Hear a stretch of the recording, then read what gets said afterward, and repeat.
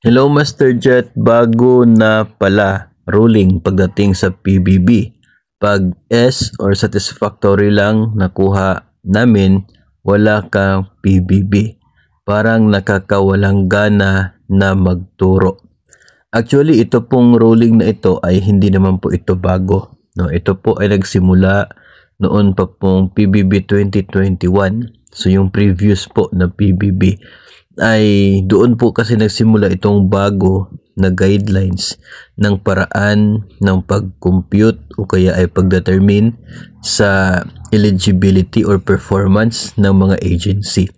So doon po sa PBB 2021 hanggang sa ngayon ay hindi na eligible for performance-based bonus yung mga mayroong rating na satisfactory lamang.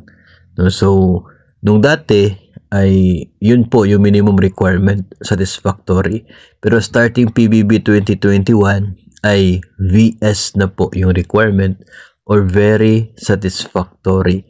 So simula PBB 2021, totoo po yun, hindi na eligible for PBB itong mga empleyado ng gobyerno na nasa satisfactory level yung na-achieve sa kanila pong performance rating. So ito po ay magandang halimbawa o kaya ay reminder para po sa ating lahat na when we prepare with our ito sa performance rating at sa pag-perform din ng ating mga responsibilities, let's make sure na doon tayo sa level ng very satisfactory kasi yun po yung requirement pagdating sa performance-based bonus. Hindi ko po alam kung ano po kahirap yung pag-achieve ng VS na rating kasi magkaiba naman po talaga yung level niyan para po sa iba't ibang nature ng trabaho natin sa ating pong agency.